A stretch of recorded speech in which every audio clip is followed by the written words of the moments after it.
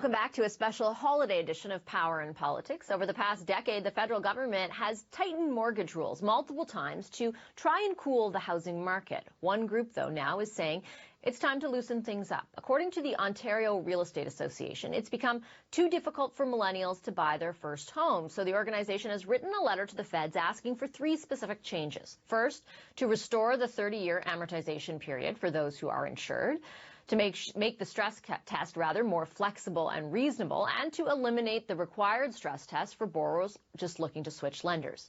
The rules, though, were put in place to address high levels of personal debt. So could these proposed changes be too risky? Tim Hudak is the CEO of the Ontario Real Estate Association and a former leader of the Ontario Progressive Conservative Party. He joins us now from Toronto. Hi, Mr. Hudak. Great to see you. Good evening, Vassy. Thanks for being on the show. My pleasure. So we've just gone over what the big changes or the three specific changes your organization is asking for. Can you tell us why you think they're necessary? Well, in a nutshell, for the first time in Canadian history, the rate of homeownership is in decline for 3 years running. And what has helped define our middle class as Canadians is the chance of each generation to own a home was better than the parents or grandparents. Sadly, that has turned around. And two big reasons for that, Vassy. Number one, not enough housing supply or choice in the marketplace. And secondly, we have this pile of unfair one-size-fits-all mortgage restrictions where even if you can find a home you can afford, they hold you back because you can't get a mortgage anymore. Okay, let's go over those two, and let me start with the latter. So the idea that this stress test is one size fits all. The idea behind the tightening of the rules initially was to sort of prevent Canadians from carrying a debt load that was too big for them to carry, basically to help out, because we have heard former governors of the Bank of Canada, for example, signal that that is a huge risk for this economy, the amount of debt Canadians are carrying. If that was the intent, are you worried at all if those rules are relaxed that that again becomes a big problem, or even more so than it already is? You know, as you said, Vassy, you were kind enough to mention I was 21 years in public life, including, leader of the opposition in Ontario. And one view I always had that I carried with me to the Ontario Real Estate Association is that public policy should always be analyzed. Is it fitting with the current dynamics in the marketplace? Should it be updated? And I would say that today in 2019, it should be. There's a lot of good debate out there about what an appropriate stress test would be. But certainly the 2% across the board, one-size-fits-all blunt instrument is too harsh. And what does it mean? It means a lot of aspiring homeowners, those that have played by the rules we asked them to play by, they've worked hard, they've saved up their money, they're looking to buy a home, they're being shut out. It's not fair, and it's time to take a second look. What's your level of optimism? We have heard from the federal government, for example, and we've heard from other provincial premiers asking for not exactly the same thing, but kind of along these lines.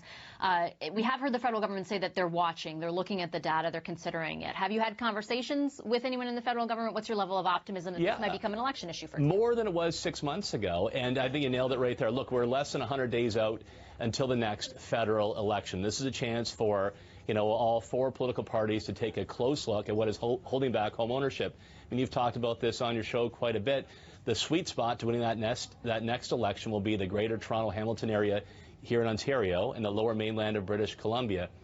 What is one of the most compelling vote drivers there? Well, it's home ownership. It's the fact that millennials can't get into the market, and their parents who love them dearly would desperately like to see them move on now they've got a good job and they are saving up money. I think a political party that brings forward a comprehensive plan, including fixing the broken stress test, has a great shot at winning those votes in those swing areas. Let me ask you, because I got a lot of family members and a lot of friends who live in that area who are not as much worried about the stress test as they are about the price of those homes.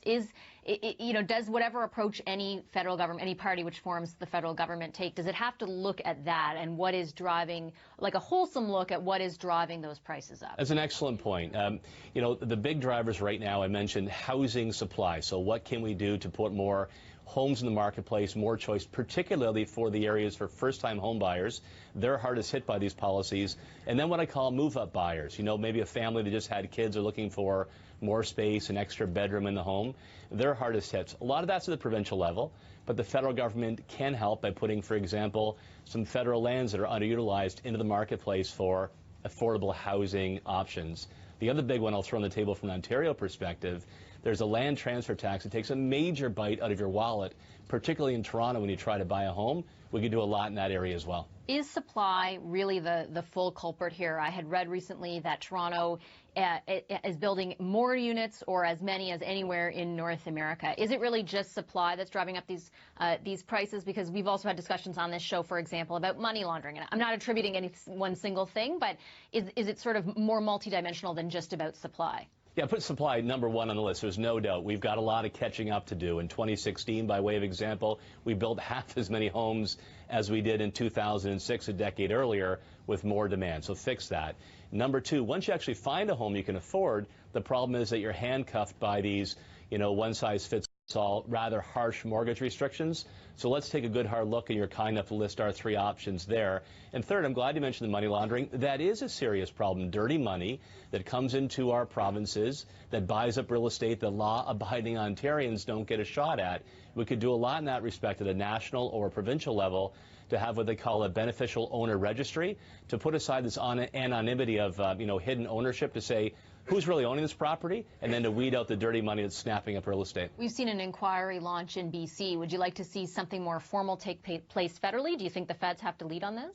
It'd be nice to see that. I think you can also do it at the provincial level, and at the Ontario Real Estate Association, we have called on our provincial government to follow BC's model. I can tell you my 80,000 realtor members, they don't want to see a single penny of money from a drug launderer, a drug dealer, any kind of laundering, snapping up real estate that their clients and then when they work for could get instead.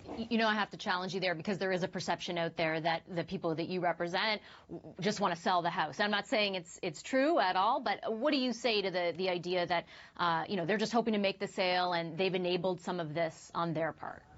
My members get really angry when they hear about these things. I mean, they're out there working for families, and every good realtor is working not just for a single sale, but to be with that family as they move up and their kids get in the marketplace. Reputation means everything, and that's why we brought forward this idea in the province of Ontario. But you do need the tools to do a better job.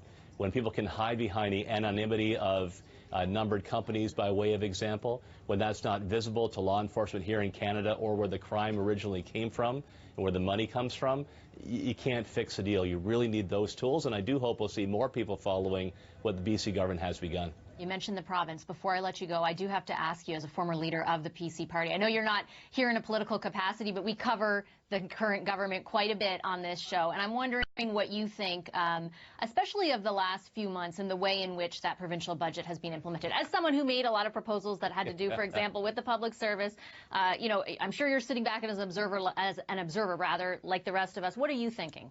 Well, look, I mean, I didn't come here with my old party leader hat on, right? But it's always difficult when you come in to make tough choices, especially if there's a lot to clean up. But on the main topic here, I will give the federal government credit. They have moved on housing supply. They're looking to get more homes and more choice in the marketplace. That's great. The big issue right now, 100 days or less to a national election campaign.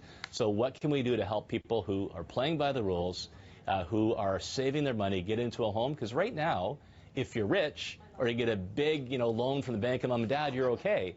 But for the struggling middle class, who we should look out for, we got to fix this problem. Election countdown is on. Thank you, Mr. Hudak. Appreciate your time today. You bet. You have a good evening now. That's Tim Hudak, CEO of the Ontario Real Estate Association from Toronto.